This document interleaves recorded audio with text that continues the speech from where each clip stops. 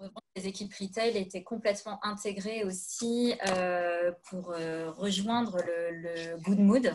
Donc, les prises de parole des directeurs, à la fois qui étaient sur les chiffres, sur l'état actuel des chiffres de façon sur des moments très conviviaux de Brice qui jouait de la guitare, de la directrice de la communication qui faisait du skateboard avec ses enfants. Et la conseillère de vente a été aussi impliquée que n'importe quelle fonction support, par exemple. Donc, alors, merci beaucoup. Donc, il est 14h30. Fabrice, je ne veux pas que vous soyez en retard. C'était pas discret. Non, mais c'est dommage qu'on vous perde, mais voilà, on sait que vous avez une contrainte. Mais donc, merci beaucoup. Et donc, finalement, maintenant, je veux dire, si on avance un petit peu et aussi de façon très concrète, Aurélie, donc, est-ce que tu peux partager avec nous donc, ton expérience, alors à la fois sur le recrutement, mais bien entendu aussi sur la formation. Finalement, qu'est-ce qui s'est passé? Quelle a été ton expérience, l'expérience de ton équipe et aussi des participants que nous avons formés donc, sur des modalités qui étaient un petit peu nouvelles pour elles? Donc, est-ce que tu veux bien maintenant, s'il te plaît, partager ton expérience et ce qu'on a découvert aussi ensemble? Tout à fait. De toute façon, le premier constat, et on s'en doutait, c'est que dès le vendredi soir, avant le réel confinement, on a tous compris qu'il fallait bien rentrer chez soi avec son ordinateur. Et la première question qui s'est posée, c'est quel va être l'état des budgets et quid des recrutements en cours. Et donc, ça n'a pas loupé. Je pense comme beaucoup d'entreprises, il y a eu du jour au lendemain un gel des recrutements avec très, très peu de recrutements maintenus. En revanche, c'était important pour nous de garder un contact privilégié avec tous les candidats qui étaient déjà avec nous dans le process, en shortlist par exemple, pour leur donner du sens. Donc, on s'est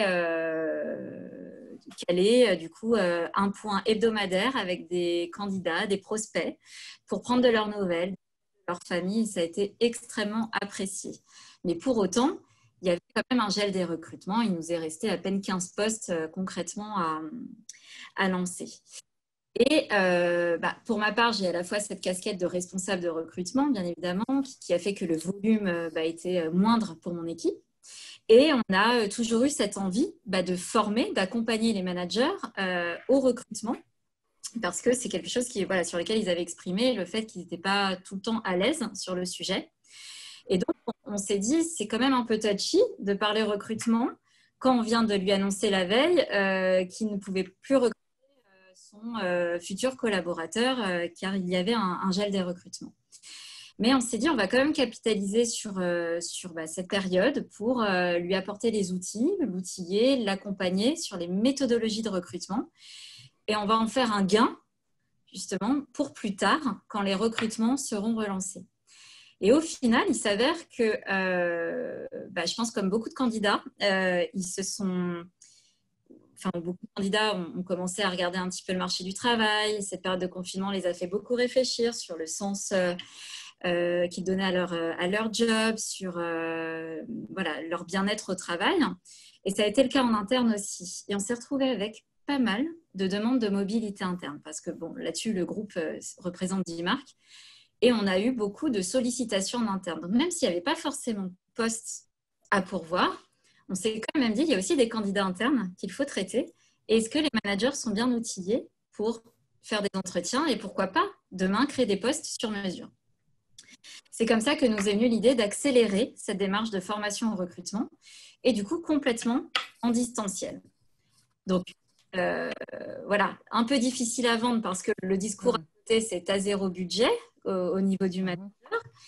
Et en même temps, comment est-ce qu'on va former au recrutement de façon complètement distancielle, sans faire un peu d'entraînement, les fameux exercices connus, recruter, etc. Et donc, on a... Alors justement, excuse-moi de t'interrompre, Aurélie. Ouais. Quelles étaient les principales appréhensions, notamment des participants, donc de ces managers? Quelles ont été les principales appréhensions qu'ils avaient pu partager avec toi avant de démarrer la formation? Oui, d'ailleurs, j'en profite, Aurélie, où il y a une question justement, c'est à peu près à ça, mais c'est vraiment de se poser la question, quels sont les principaux changements qui ont été opérés du coup, et puis comment ces changements ont été accueillis par les collaborateurs. Je dirais qu'il y a vraiment eu 2 clés d'entrée. Des collaborateurs qui étaient convaincus par la démarche et ceux qui disaient je croule sous le boulot, j'ai une équipe déjà en activité partielle, je ne vois pas comment je pourrais suivre une formation. Et puis en plus, les recrutements sont gelés, donc je ne vois pas pourquoi j'irais passer du temps sur une formation recrutement que je ne vais pas appliquer tout de suite sur le terrain. Donc, ça n'a pas été tout rose malgré l'envie quand même de rejoindre une formation sur le sujet. Il y avait quand même cet aspect temps et contexte qui pour eux n'était pas cohérent. C'est pour ça qu'on s'est dit, on va essayer de trouver le plus d'arguments attractifs pour faire rejoindre cette formation. Et on s'est dit, on va la rendre complètement distancielle, on va la rendre la plus participative possible. Et moi-même étant maman, ayant réalisé cette formation avec 2 enfants en bas âge à la maison, je me suis dit, si demain je devais dire oui à une formation comme celle-ci à laquelle je suis invitée, clairement, je ne pourrais pas y passer 2 heures. Donc, on a décidé de faire des modules d'1h30 qui correspondent à un Disney. On peut mettre ses enfants devant la télé pendant 1h30 pour rejoindre un module. Et en fait, au final, ils ont compris que, bien évidemment, on se parlait d'un gel des recrutements, mais qu'on reste un groupe quand même sain, et que ça allait repartir. Et donc, on a pris la parole de façon, je dirais, sur mesure pour toutes les marques, pour donner du sens à cela et donner envie aux gens de capitaliser ce moment pour apprendre et être outillés pour le moment que ça allait repartir. Voilà. Et alors, est-ce quels ont été les principaux enseignements donc, sur la modalité qu'on a utilisée, sur lequel aussi il y avait quand même pas mal d'appréhension de la part de plein d'acteurs, à commencer par les participants. Donc, quels ont été les enseignements, les bonnes surprises, peut-être aussi les moins bonnes surprises, je ne sais pas. En fait, effectivement, il y avait des gens réfractaires. Il y avait une formation 100% à distance sur laquelle, en plus, on envoyait un pré-work. Donc, motiver les gens avec un pré-work, il faut quand même avoir les bons arguments. Et au final, ce pré-work a été très bien vécu parce qu'ils ont eu déjà l'impression de commencer à apprendre sur le domaine du recrutement. Ça a éveillé un petit peu leur connaissance avant de mettre vraiment les pieds dans le plat. Et ça les a motivés à se connecter le jour J à la première session. Clairement, pour être aussi très, très transparent avec eux, on leur a dit c'est une session pilote. Ça peut foirer, mais on a envie que vous fassiez partie du test et que vous nous remontiez justement ce qui a été top pour vous, les flops. Et avec Inéa, on ajustera pour les prochaines. Et du coup, ils se sont assez sentis impliqués en disant je fais partie d'une session pilote, etc. Donc, pour nous, c'était assez nouveau. Donc, on a fait appel à Inéa, avec qui on travaillait déjà sur le fond. Mais ce qui a été complètement nouveau pour nous, ça a été la forme. Donc, je le dis à tous les participants, je me suis complètement reposée sur Inéa, sur la forme, parce que du coup, on a utilisé Zoom, outil que nous n'utilisons pas du tout au sein du groupe Rocher. Et il s'est avéré que c'était un outil très pratique qui nous a permis de faire aussi des sous-salles et justement très pratique pour les exercices de simulation, d'entretien, de recherche de critères, etc. Donc, ça a été super bien apprécié par l'ensemble des participants. C'est quelque chose, je pense, qu'on découvrait tous, cette capacité à aller dans des salles virtuelles et de façon super fluide. Donc là-dessus, c'est bien quelque chose qui est ressorti dans l'évaluation. Ils ont été bluffés par la fluidité de la formation grâce à l'outil, alors que c'était un frein au départ. Et alors, je te pose une question qui est aussi un peu en lien avec celle que je vois dans le chat. Et finalement, maintenant, quand tu regardes devant aussi, et aussi peut-être de façon plus générale au sein du groupe Rocher, quelles sont les pratiques maintenant qui vont s'ancrer de façon plus permanente ? Qu'est-ce que vous envisagez effectivement, de modifier comme modalité par rapport à l'expérience et aux bénéfices que vous avez pu observer ? Clairement, là, j'ai accès, je dirais, au catalogue de formation que construit ma collègue en collaboration avec Fabrice.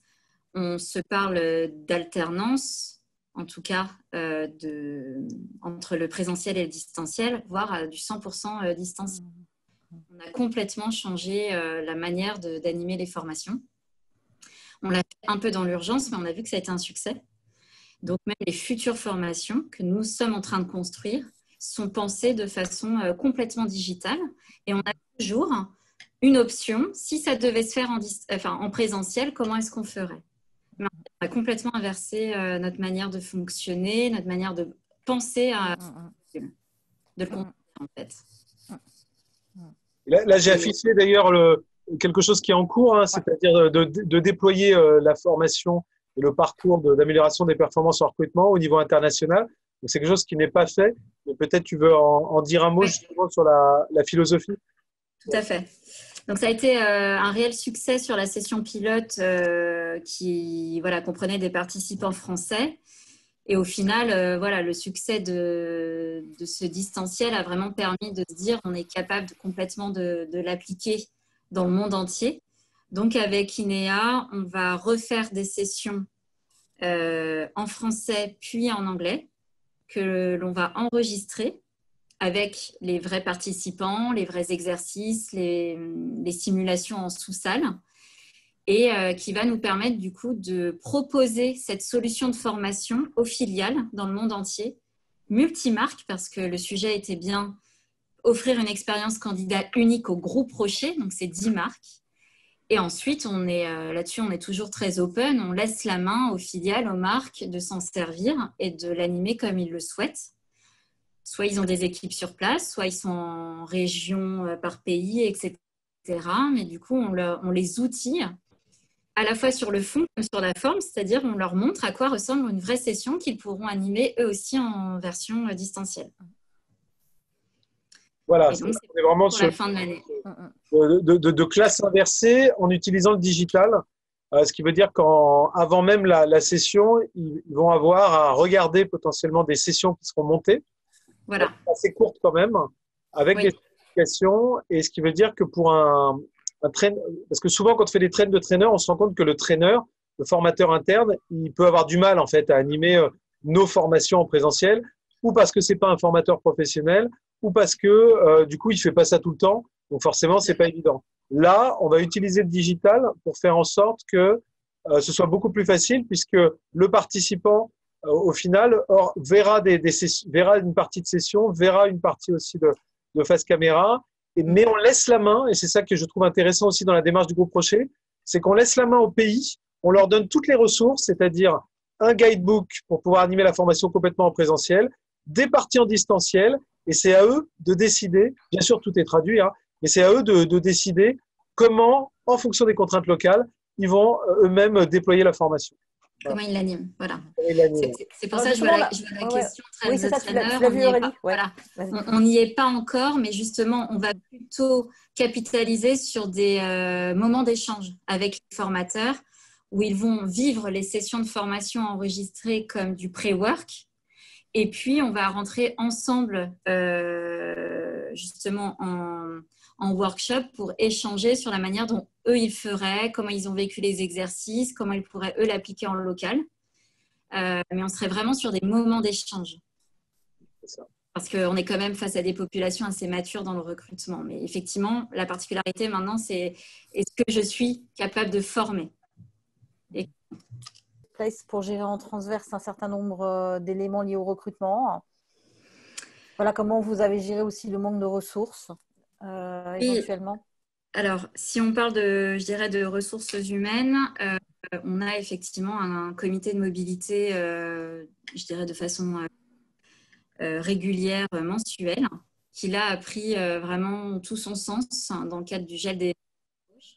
En fait, on a quand même des besoins et des candidats internes qui se posaient des questions. Donc, au final, on a vraiment boosté cette mobilité interne et mis les bouchées doubles sur les talents pour voir ce qu'on pouvait créer sur mesure en fonction des besoins des marques. Voilà. Donc, on fait beaucoup de mobilité interne. Après, il a fallu aussi bien briefer les managers sur le fait qui dit gel des recrutements, dit du coup gel du remplacement. On va booster les mobilités internes, mais ça ne veut pas dire qu'on va le remplacer. Donc, il a fallu rendre ça aux managers, mais la mobilité interne est assez ancrée dans la culture du groupe. assez fort là-dessus et du coup, on n'a pas eu de frein de la part des managers, bien évidemment. Alors, on a aussi une question par rapport au management dans son ensemble aussi, enfin, Fabrice en a un petit peu parlé aussi, mais bon, voilà, a été un petit peu disrupté aussi par ces nouvelles méthodes. Donc, comment vous avez pu aussi sensibiliser voilà, des personnes qui étaient peut-être un peu plus réfractaires? Puis finalement, comment aussi ils ont contribué à ces nouveaux dispositifs? Oui. En fait, on les a rendus complètement acteurs de cette nouvelle méthode aussi. Ils avaient besoin d'être outillés pour être à l'aise aussi sur le recrutement parce qu'au final, même s'il y avait un gel des recrutements côté CDI, on s'est retrouvé à lancer quand même notre campagne de recrutement étudiant. Un petit peu dans l'urgence et donc on a fait quelque chose sans précédent. On a donné la main aux managers sur le recrutement de leurs stagiaires, jusqu'à trier eux-mêmes les CV pour gagner en réactivité. Et du coup, ils ont vu de A à Z le process de recrutement, dont l'entretien, dont une préqualification téléphonique. Et en fait, ce sont des choses qu'on aborde dans cette formation aussi. Et on va donner tous les moyens de continuer d'accompagner les managers très rapidement sur le sujet. Donc au final, ils se sont sentis très vite concernés par cette urgence d'être outillés dans le recrutement. Très bien. Du coup, je repartage l'écran. Alors, voilà, il nous reste effectivement quelques minutes. Ouais. Merci beaucoup, d'ailleurs, Aurélie, pour ce partage. Merci à vous. Voilà, donc je la donne. Les joies des outils. Bon, après, c'est pas si simple, comme vous le voyez. Non, si j'y arrive. Alors, très bien. Oui, peut-être un mot. Alors, ça, c'est un de nos clients. Ça vous fait un deuxième retour d'expérience, finalement. C'est un de nos clients qui s'appelle Reed Midem. Et là, ça a été de se dire, donc là, on est en mars, on avait des formations à animer, on avait donc des budgets qui existaient. Qu'est-ce qu'on fait? Sachant que Reed Midem, c'est eux qui organisent tous les événements donc, au Palais du Festival de Cannes, les MIPIM, MAPIC, les awards, les series, enfin bon, vraiment sur la partie entertainment et immobilier. Donc évidemment, leur business s'est arrêté, tout simplement.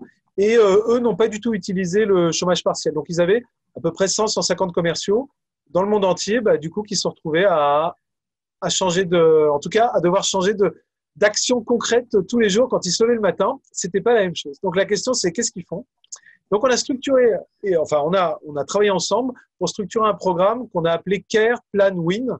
Donc Care and Secure. Donc là, c'est vraiment de comment et c'est ce qu'on disait tout à l'heure, comment on affiche auprès de nos clients du coup une empathie et on arrive à quand même sécuriser les participations sur la suite de l'année ou l'année prochaine. La phase 2, c'est de planifier, de s'entraîner, notamment en utilisant le value selling et les techniques de trusted advisor, c'est conseiller de confiance. Donc là, on est avec des commerciaux qui n'ont pas forcément ce type de compétences et du coup sur lequel le directeur commercial voulait les monter en compétences de toute manière et donc finalement a profité du confinement et d'ailleurs du confinement qui existe encore, puisque moi-même j'anime certaines de ces formations et il y a des personnes à New York par exemple, qui sont toujours, ils peuvent pas retourner au travail et ils font pas, voilà, ils sont beaucoup chez eux. Donc comment on utilise tout ça de manière positive, enthousiaste et on essaye d'avancer. Donc il y a eu donc la mise en place de webinaires en fait ou de visioconférences, visio-training par sous-groupe de 6 à 8 personnes sur tous les thèmes qu'on souhaitait aborder, que ce soit l'argumentation, donc du coup en travaillant sur comment argumenter auprès de nos clients pour qu'ils participent au MIPIM 2021, des questions d'impact, vous envoyer un certain nombre à gauche, répondre aux objections, voilà. Donc tout un tas d'éléments qui sont assez habituels pour les commerciaux, mais que nous avons revisité dans le cadre de la modification majeure du business de leurs propres clients. Les objections en cours, écoutez, on ne peut pas voyager de toute manière, alors qu'est-ce que vous voulez qu'on fasse? Ou des questions d'impact, comment vous comptez rebondir ensuite. On a travaillé aussi sur les account plans et la Customer Value Proposition. Voilà.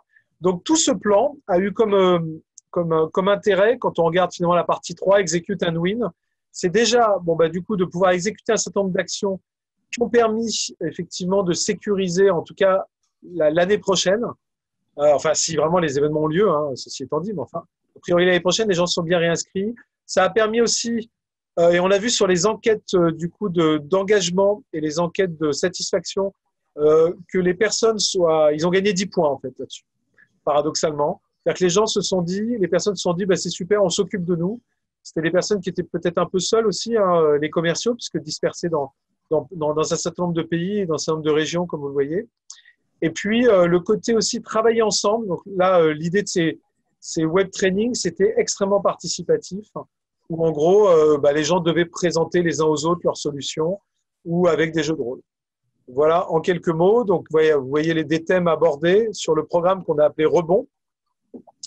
Et donc, du coup, ça a été tellement apprécié que là, on continue Rebond, en fait, sur une deuxième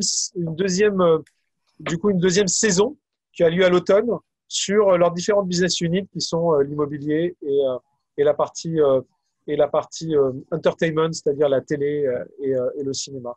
Voilà en quelques mots. Donc, du coup, c'est vrai que cette partie-là aussi, et peut-être ce sera le mot de la fin sur cette partie-là en termes de retour d'expérience, ça a aussi permis de montrer au top management, et je crois que c'était important pour le directeur commercial, qu'en gros, il se passait des choses. C'est-à-dire que pour lui, dans un business qui est arrêté, hein, puisqu'on parle des événements, c'était important aussi de montrer vis-à-vis de la maison mère qu'ils y étaient, qu'ils étaient dynamiques, qu'ils avançaient et que du coup, ils seraient prêts pour la suite et que du coup, ils sont bien engagés pour gagner beaucoup de parts de marché pour les années qui vont venir quand la situation se sera améliorée.